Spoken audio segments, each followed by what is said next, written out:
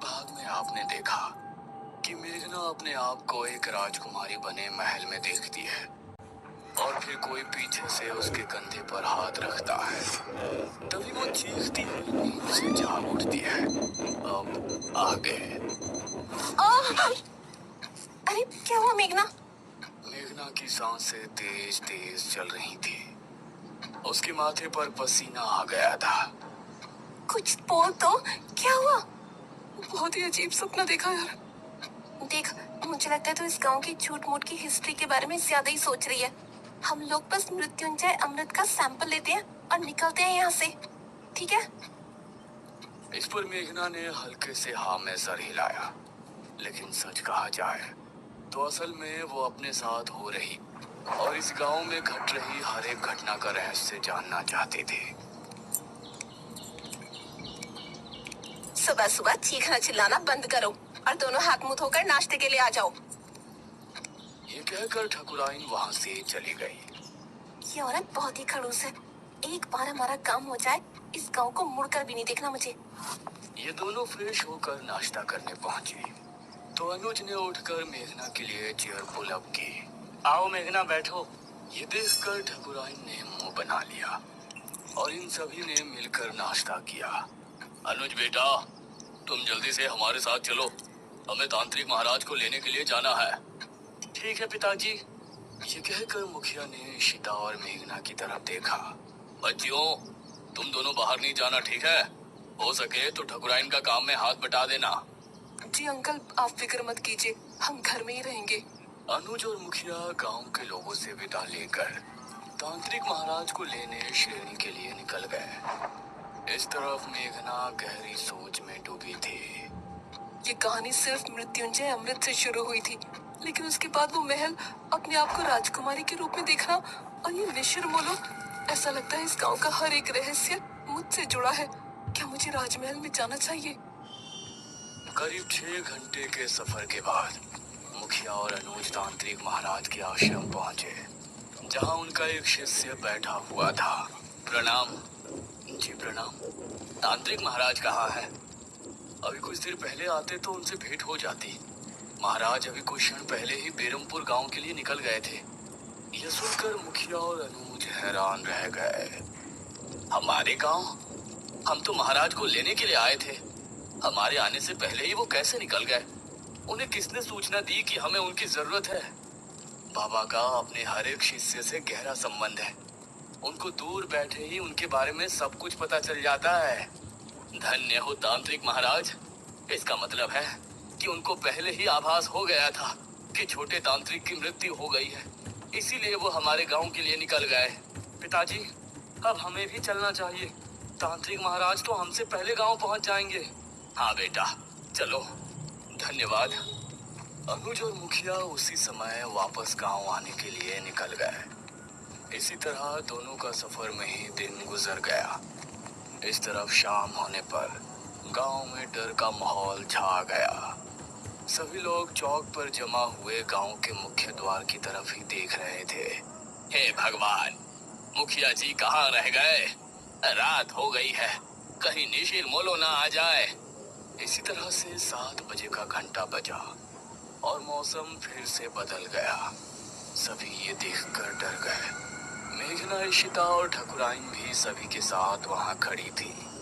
तभी उन्होंने मुख्य द्वार से किसी के कदमों की आहट सुनी और धीरे धीरे आंख से साफ हुआ तो सामने से तांत्रिक महाराज आते हुए नजर आए। अरे, ये तो तांत्रिक महाराज हैं। उन्हें देखकर सभी लोग खुश हो गए।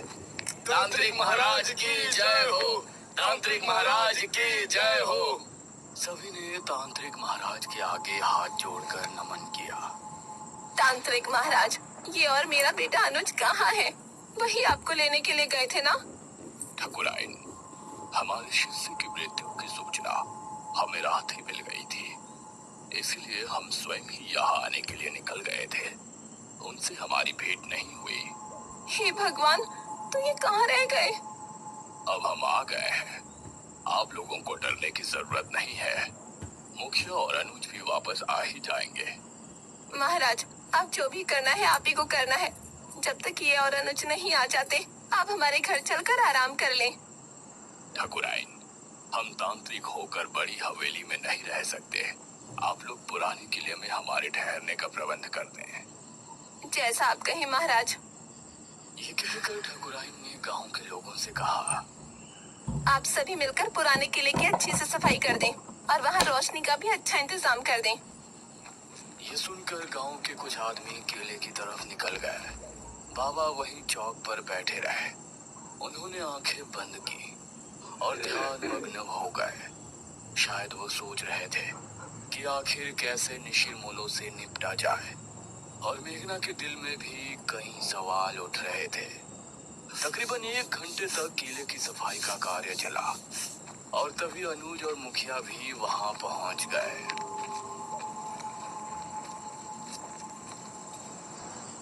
शुक्र है आप आ गए जी। प्रणाम तांत्रिक महाराज। मुखिया की आवाज सुनकर तांत्रिक महाराज ने आंखें खोली। तभी गांव के आदमी भी वहां पहुंच गए। किले की सफाई हो चुकी है ठाकुराइन। अब तांत्रिक महाराज वहां ठहर सकते हैं। आप सभी हमारे साथ किले में चलिए। निशिर-मोलो इतने सालों बाद कैसे वापस जाग उठे, ये जानने से पहले हम सभी को निशिर-मोलो की पूर्ण कहानी को दोहराने की जरूरत पड़ेगी। अब सभी लोग मिलकर किले में पहुंचे। तांत्रिक महाराज एक ऊंचे टीले पर बैठे थे। किले में हर तरफ कई दीपक और दीवारों पर मशालें लगी थी जो वहां रोशनी उत्पन्न कर रही थी। मेघना अब तांत्रिक महाराज को बड़े गौर से देख रही थी क्योंकि निशिर-मोलो के बारे में जानने की उसकी उत्सुकता भी बढ़ रही थी। ये बात सन 1626 की है। उस समय हमारे नगर में महाराज विश्वजीत का शासन था। विश्वजीत की रानी का देहांत हो गया था और उनकी एक राजकुमारी थी, राजकुमारी मेघालय। महाराज, नगर में फैली महामारी अब और बढ़ चुकी है। अब इससे नहीं निपटा गया तो राज्य पूरी तरह से बर्बाद हो जाएगा। इस महामारी से निपटने का बंदोबस्त हम अवश्य करेंगे मंत्री जी। उसी समय एक आदमी वहां पहुंचा। महाराज की जय हो। जी, कौन है आप? महाराज, हम आपके पड़ोसी राज्य बल्लभगढ़ के राजा इंद्रसेन के दूत हैं। उन्होंने आपको शीघ्र ही मिलने बुलाया है। उनका कहना है कि आपके राज्य पर जो संकट आया है उससे निपटने में वो आपकी सहायता करना चाहते हैं। पिताश्री, हमें नहीं लगता कि वो हमारी इस महामारी से निपटने में कोई सहायता कर सकते हैं। हमें स्वयं ही कुछ करना पड़ेगा। समस्या गंभीर है राजकुमारी। हमें एक बार अवश्य ही उनसे मिलना चाहिए। हम आज रात ही उनके राज्य के लिए निकलते हैं। ठीक है पिताश्री, इस महामारी का जो भी हल निकले आप शीघ्र ही वापस आने की कोशिश करें, क्योंकि अगर आप इस बीमारी का इलाज नहीं ढूंढ पाए तो हमें ही कुछ करना होगा। अवश्य राजकुमारी। महाराज अपने रथ में बैठ बल्लभगढ़ के लिए निकल गए। रथ में उनके साथ सेनापति थे और 2 घुड़सवार सिपाही पीछे आ रहे थे। उनका रथ इस समय जंगल के रास्ते से गुजर रही थी। तभी अरे, ये क्या हुआ? रथ अचानक से रुककर टेढ़ा हो गया था। सेनापति जी, बाहर निकलिए। महाराज और सेनापति बाहर निकले तो देखा रथ का पहिया गड्ढे में फंसा है और चटक भी गया है। अरे, ये क्या हुआ? अब जंगल में इस रथ का पहिया कौन ठीक करने आएगा? क्षमा करें महाराज, हम अभी इसे ठीक कर देंगे। आपको थोड़ी प्रतीक्षा करनी पड़ेगी। तभी इन लोगों को पानी की आवाज सुनाई दी। ये कैसी आवाज है? ऐसा लगता है जैसे कोई कुएं से पानी खींच रहा हो और यह आवाज कुएं के ऊपर लगी चरखी से आ रही हो। आइए देखते हैं। राजा और सेनापति उस दिशा में गए तो वहां उनको कुएं पर एक औरत पानी भरती नजर आई। उसके बाल बहुत लंबे थे। वो दिखने में बहुत ही खूबसूरत थी और वेशभूषा से आदिवासी लग रही थी। उसने जैसे ही महाराज और सेनापति से नजरें मिलाई तो उसका सौंदर्य देखकर ये दोनों ही सन्न रह गए।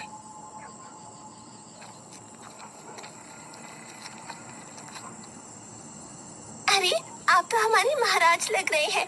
प्रणाम महाराज। प्रणाम। क्या नाम है आपका? मेरा नाम दमयंती है महाराज। यहाँ पास ही मेरी कुटिया है। आप इस समय जंगल में?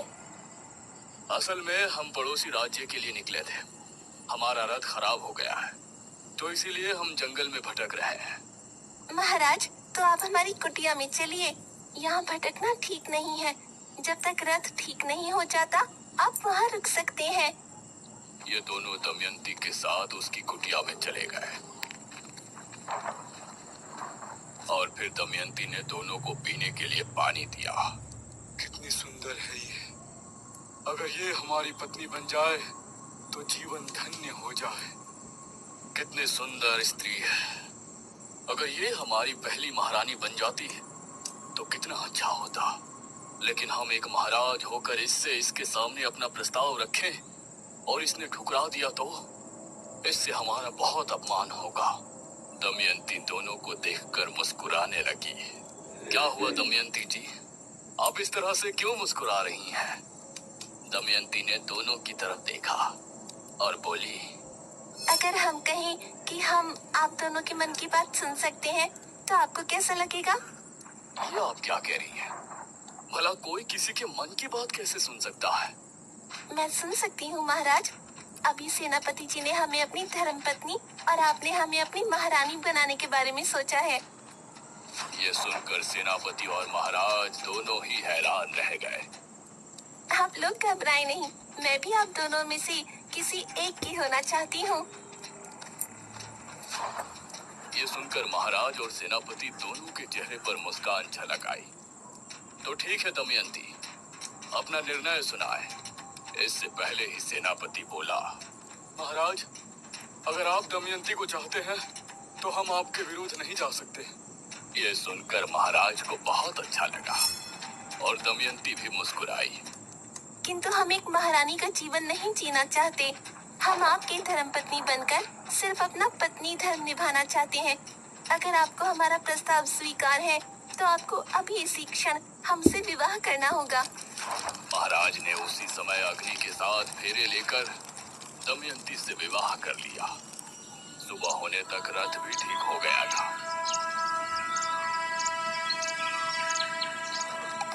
महाराज ने दमयंती को भी अपने साथ लिया और फिर उस राज्य पहुंचे। राजा इंद्रसेन को हमारा नमन है। आइए महाराज, बैठिए। महाराज और इंद्रसेन में बातें हो रही थी, लेकिन इंद्रसेन भी दमयंती पर मोहित हो गया था। आज रात इस विश्वजीत को रास्ते से हटाकर हम दमयंती को अपना लेंगे और फिर कल ही इसके राज्य पर हमला बोलकर उसे भी अपने अधीन कर लेंगे। दमयंती उसको बड़ी गौर से देख रही थी और उसके चेहरे पर गुस्सा दिखने लगा था। क्या हुआ दमयंती? महाराज, राजा इंद्रसेन आपकी कोई मदद नहीं करना चाहते। रात होने पर आपको रास्ते से हटाने की योजना बना रहे हैं और हमें हमेशा के लिए अपना बना लेंगे और आपके राज्य को भी हड़प लेंगे। यह सुनकर इंद्रसेन भी हैरान रह गया। महाराज को बहुत गुस्सा आया। उन्होंने उसी समय अपनी तलवार निकाली। इंद्रसेन को परास्त करने के बाद महाराज तुरंत अपने राज्य की ओर लौट गए।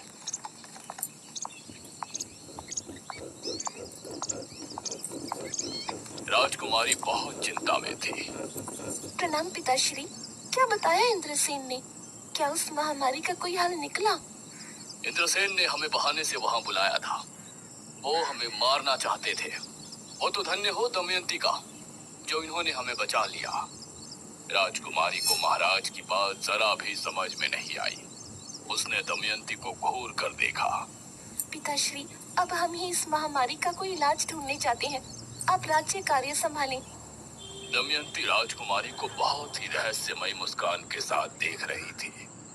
राजकुमारी महल से निकली और इस तरह राजा दमयंती के साथ महल में समय बिताने लगे और धीरे धीरे राज्य के कामों से दूर होते गए। करीब 1 वर्ष और माह के बाद राजकुमारी वापस लौटी।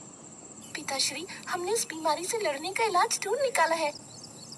बहुत अच्छे राजकुमारी, बताइए ये कैसे संभव है?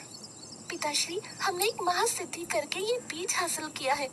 इसी के जरिए हमें उस महामारी के साथ हर बीमारी से छुटकारा मिल जाएगा। क्या इस बीज के जरिए? जी पिताश्री, वो कैसे होगा ये आपको अगले 7 दिनों के भीतर पता चल जाएगा। राजकुमारी ने उस बीज को अपने हाथों से जंगल में जाकर बो दिया और रोजाना अपने हाथों से उसे पानी देने जाती। महाराज को राज्य की कोई चिंता नहीं थी। वो हर समय बस दमयंती के पास ही बैठे रहते थे।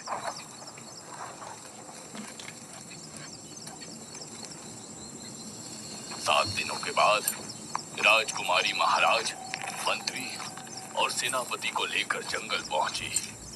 उन्होंने पाया कि पेड़ बहुत ही हरा भरा हो गया है और उससे हरे रंग का पदार्थ टपक रहा है। ये क्या चमत्कार है राजकुमारी? पिताश्री, ये मृत्युंजय अमृत है। इसकी 3 बूंद पीने से बड़े से बड़ा रोग दूर हो जाता है। हम इसके जरिए राज्य में फैली महामारी का खात्मा कर सकते हैं। वाह राजकुमारी, बहुत अच्छे। उसके बाद राजकुमारी ने अपने राज्य के सभी बीमार लोगों को वो मृत्युंजय अमृत देना शुरू किया और अगले 2 माह में वो महामारी राज्य से पूरी तरह से खत्म हो गई। राजकुमारी इससे खुश भी थी, लेकिन महाराज के दमयंती के करीब जाने और हरदम चिपके रहने से चिंता में भी थी। तभी एक दिन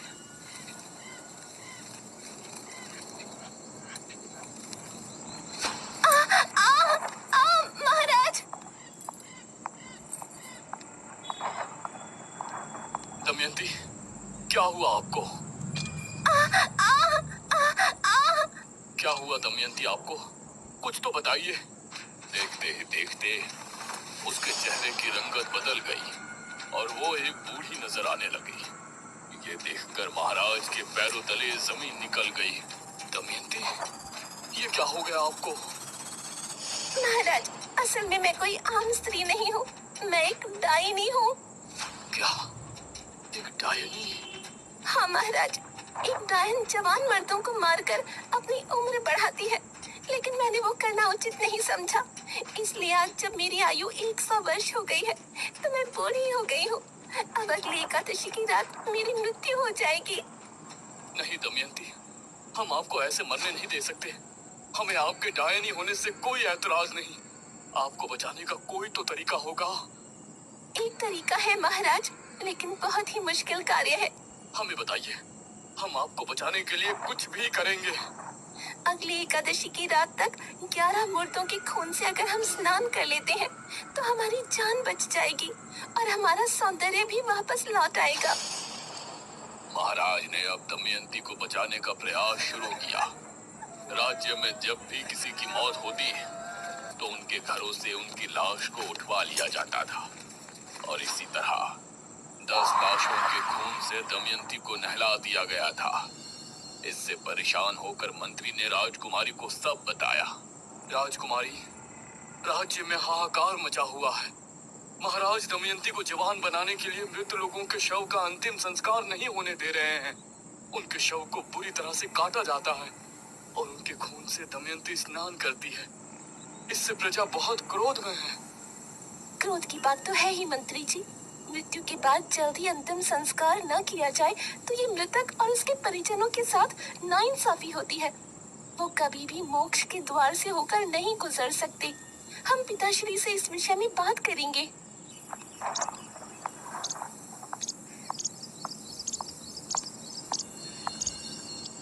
राजकुमारी ने महाराज से बात की, लेकिन उनके सर पर दमयंती को बचाने का भूत सवार था। जो लोग पहले ही मर चुके हैं, उनके शव को किसी के जीवन के लिए इस्तेमाल करना गलत नहीं है राजकुमारी। गलत तब होता जब हम जिंदा लोगों की बलि देते। आप हमें रोकने की कोशिश ना करें। राजकुमारी महाराज के व्यवहार से बहुत चिंता में थी। वहीं गांव के लोग भी अब इससे छुटकारा चाहते थे। अरे बहुत हो गया, अब हम गांव के लोग महाराज का ये अत्याचार नहीं सहेंगे। हाँ, हमारे मृतकों को हक है कि उनका अंतिम संस्कार किया जाए। लेकिन हम लोग महाराज से कैसे लड़ेंगे? कैसे रोकेंगे उनके सिपाहियों को? एक उपाय है। जब भी गांव में किसी की मृत्यु होगी तो हम कोई भी शोक समारोह नहीं करेंगे। इससे महाराज के सिपाहियों को किसी भी मौत की खबर नहीं होगी। आज ही रात के समय हम में से 4 लोग उस शव को ले जाकर चुपचाप शमशान में उनका अंतिम संस्कार कर दिया करेंगे। सिर्फ 4 लोग, बाकी सभी अपने अपने घरों में शांतिपूर्ण होंगे। गांव के लोगों को ये सुझाव अच्छा लगा। उन्होंने गांव के 4 आदमियों को नियुक्त किया। उस समय अर्थी को कंधा देने वाले लोगों को मोला कहा जाता था।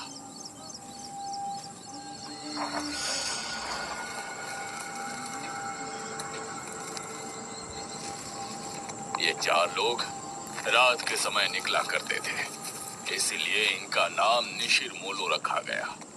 अब जब भी कोई मृत्यु होती तो 4 कथई लिबास वाले आदमी निशिर-मोलो बन के उस शव को कंधा देते और उसका चुपचाप अंतिम संस्कार करके वापस गांव को लौट आते।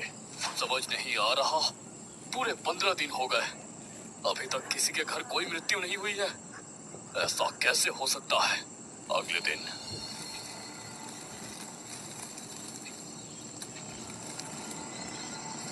महाराज के गुप्तचरों के द्वारा महाराज को ये बात आखिर पता चल ही गई और उनका क्रोध 7वें आसमान पर आ गया।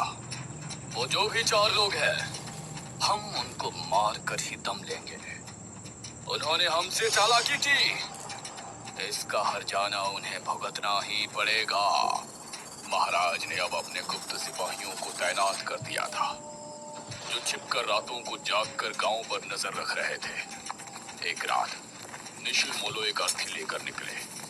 यह शनिवार की रात थी, तो उन गुप्त सिपाहियों ने निशिर-मोलो को रोक लिया। अब तुम लोगों को कोई नहीं बचा सकता, कोई नहीं। बहुत दे दिया हमारे महाराज को धोखा। उन सिपाहियों ने इन 4 आदमियों को मार गिराया और फिर शव लेकर महाराज के पास पहुंचे। उस शव को दमयंती के कक्ष में पहुंचा दिया गया और सुबह होने पर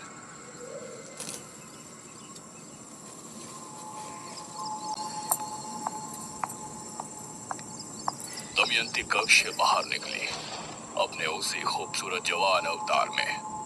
उसे देखकर महाराज ने उसे भरी सभा में गले लगा लिया। दमयंती की आंखों में एक रहस्यमयी चमक थी, जैसे कि वो कुछ छिपा रही है। लेकिन अब निशिर-मोलो की आत्मा गांव में भटकने लगी थी। वो 4 आत्माएं अपने कंधे पर ताबूत उठाए हर शनिवार की रात गांव में भटकती थी। उस समय उन आत्माओं को जो भी दिखाई देता, वो समझती कि ये राजा के सिपाही हैं, जो उनको रोकना चाहते हैं। इसीलिए वो उसको अपने साथ ले जाती। इतना कहकर तांत्रिक महाराज चुप हो गए। सभी गांव के लोग ये कहानी सुनकर हैरान थे और मेघना को तो जैसे अब अपने सपनों से जुड़ी कुछ बातें समझ में आने लगी थी। हे भगवान, मतलब जो निशिर-मोलो आज हमारी जान के दुश्मन है, वो कभी हमारी रक्षा किया करते थे। हाँ, उनकी इसमें कोई गलती नहीं है। उनकी अकाल मृत्यु की वजह से वो ऐसा करते हैं। उनको नहीं पता कि उनकी मृत्यु हो चुकी है। वो तो अभी भी अपने काम को अंजाम देने की कोशिश कर रहे हैं। बाबा, आगे की कथा में क्या हुआ? वो राजकुमारी महाराज और दमयंती? आगे क्या हुआ और निशिर-मोलो को कैसे रोका गया और अब वो अचानक क्यों 400 साल बाद वापस आ गया है, ये कहानी जानने के लिए हमें बेरमपुर पुराण को पढ़ने की आवश्यकता है, जो कि 400 साल पहले की राजमहल के किसी गुप्त कक्ष में रखवाया गया था। बेरमपुर पुराण? अब इसका पता हमें कैसे चलेगा बाबा?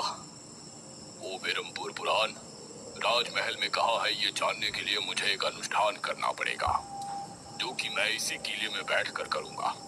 ध्यान रहे, उस समय सभी अपने अपने घरों में होंगे। कहीं ऐसा ना हो कि इस बार भी निशिर-मोलो ये अनुष्ठान रोकने के इरादे से गांव में आए। निशिर-मोलो कौन है ये तो हमने जान लिया है, लेकिन इन सब का मेघना से क्या संबंध है? निशिर-मोलो उसके आने से कैसे जाग उठे, राजा के साथ क्या हुआ और दमयंती असल में क्या है? इन सभी सवालों के जवाब जानने के लिए हमारे साथ बने रहिए निशिर-मोलो के अगले पार्ट में।